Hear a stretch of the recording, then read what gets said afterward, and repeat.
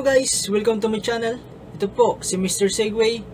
So today, share ko po sa inyo yung mga tourist spot na aking napuntahan sa Ilocos Norte na tiyak na magugustuhan nyo. So, panoorin nyo to.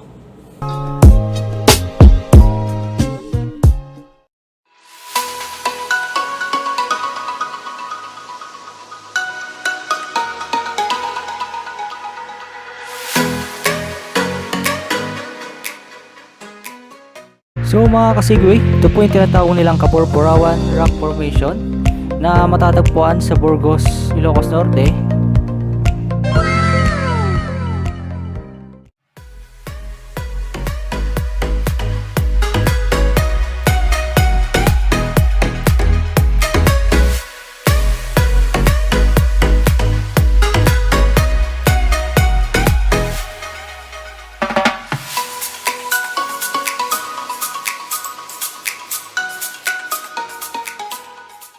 So mga kasigwi, ito yung isa sa pinagmamalaki ng Ilocos Norte, ang windmill na matatagpuan sa Burgos at sa Banggi.